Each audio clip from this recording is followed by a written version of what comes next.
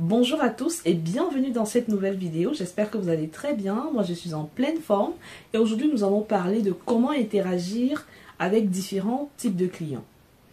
Vous savez que le service à la clientèle consiste à être en interaction avec différents types de clients.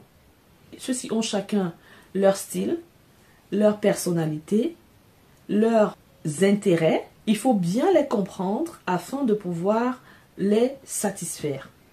Pour cela, il faut connaître les différents types de clients, car je peux vous rassurer que vous aurez des clients mécontents, des clients en colère, des clients qui vont vous mettre mal à l'aise, et je peux vous garantir ce sera pas vraiment agréable du tout.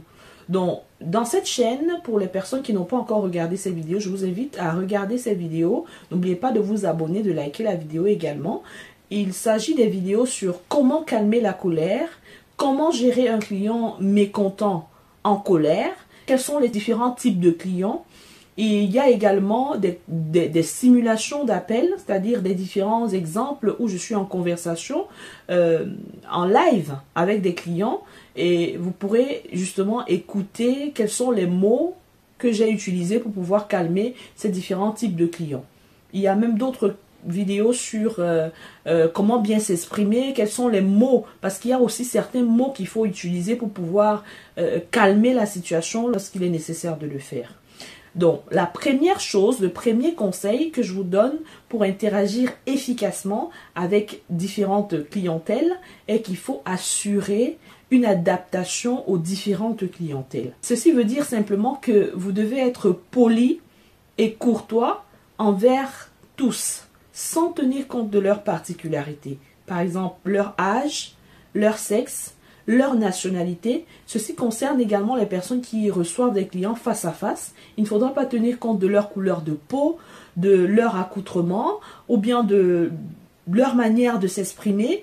Peu importe, il faudra rester poli et courtois. Car vous savez que nous n'avons pas tous des mêmes orientations sexuelles. Nous n'avons pas tous des mêmes obédiences religieuses. Un exemple, j'ai eu à contacter une entreprise immobilière qui gère une de mes boutiques. Le contrat, c'est vrai qu'il était au nom de mon mari, mais lorsque je contacte, c'était vraiment un cas d'urgence. Je devais contacter parce qu'il y a un délai de résiliation de contrat. Je souhaitais résilier le contrat. Lorsque j'ai contacté, j'ai eu un téléconseiller en ligne.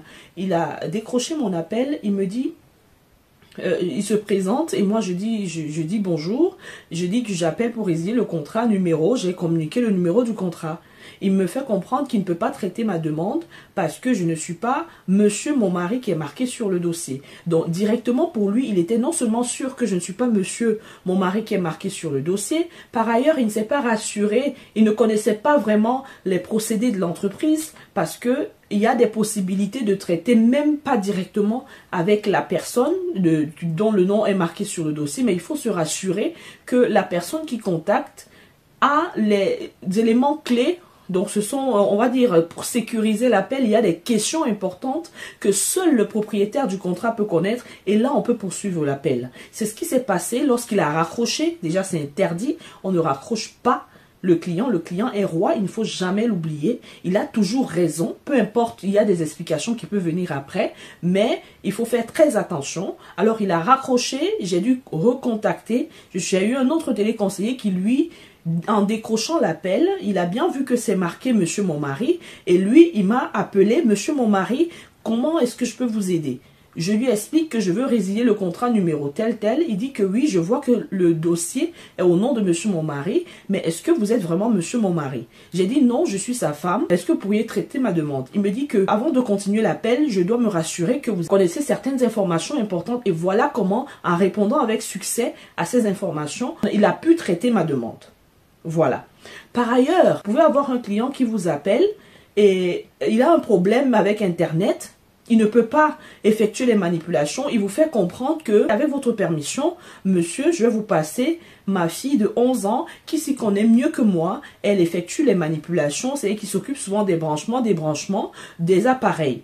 Et donc, vous allez accepter. Et lorsque vous allez décrocher l'appel, peu importe, ce n'est pas parce que c'est un enfant que vous n'allez pas être poli et courtois envers cette personne. Comprenez? Donc, il faut faire très attention.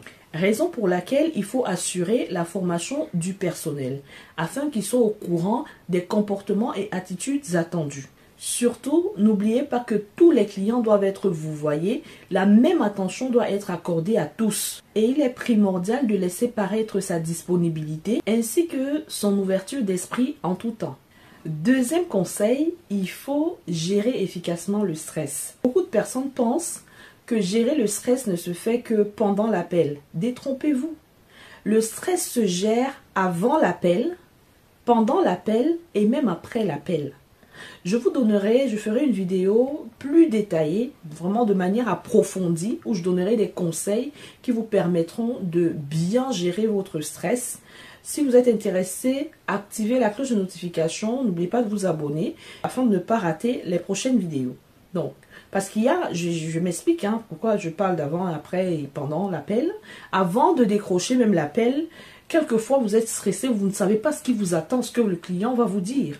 Et pendant l'appel, les mots que le client va vous dire feront en sorte que vous allez être stressé. Et si vous n'êtes pas préparé, vous allez rater cette interaction avec le client. Maintenant, après l'appel, si la conversation avec le client s'est déroulée de manière, vous êtes séparés en queue de poisson, ça peut faire en sorte que ça pourrait avoir une répercussion négative sur les prochains appels que vous aurez à recevoir. Donc, je pourrais faire une vidéo là-dessus. Dites-moi si vous êtes intéressé et n'oubliez pas surtout de vous abonner. Troisième conseil, faites preuve d'intérêt pour la communication interpersonnelle. Ça veut dire qu'il faut être à l'écoute et se montrer disponible. C'est très important. Démontrez de l'intérêt pour ce que les clients vous expriment. Portez attention au ton de votre voix et aux mots utilisés. Je parlais tout à l'heure des vidéos que j'ai faites sur les mots qu'il ne faut pas dire lors d'une conversation téléphonique, les mots qu'il faut utiliser lors d'une conversation téléphonique. Donc, je laisserai les liens de ces différentes vidéos dans la barre de description. Vous pourrez cliquer dessus, vous aurez accès à ces vidéos. Regardez, c'est vraiment très intéressant. Surtout, n'oubliez pas de rester ouvert et amical. Quand je dis amical, ça ne voudrait pas dire que vous allez oublier le côté professionnel de la chose. Quand je dis amical, ouvert et amical, ça veut dire quand vous montrez votre disponibilité au client, vous montrez au client que vous êtes de son côté et que vous êtes capable d'entreprendre quelque chose pour traiter sa demande. Quatrième conseil, établissez un lien de confiance avec la clientèle. Ceci revient à répondre aux questions des clients tout en leur procurant les réponses dont ils ont besoin sur les produits et services que propose l'entreprise pour laquelle vous travaillez.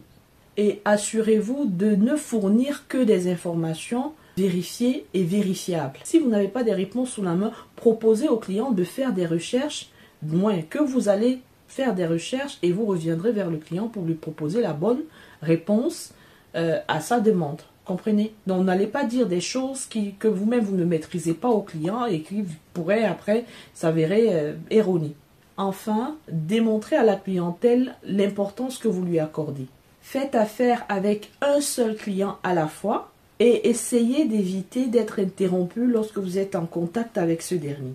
Un petit bonus, il faut toujours sourire. Gardez le sourire. Quoi qu'il arrive, il faut toujours garder le sourire. Car de même qu'une attitude défensive suscite une attitude défensive, un sourire attire le sourire. Alors souriez. Une cliente entre précipitamment et exige de parler au gérant. Souriez. Il y a une erreur de facturation. Souriez. D'accord? Voilà, je vous souhaite de passer une agréable journée. J'espère que la vidéo vous a plu. N'hésitez pas de liker, de partager et de vous abonner à ma chaîne histoire de m'encourager à faire de nouvelles vidéos. Au revoir et à la prochaine!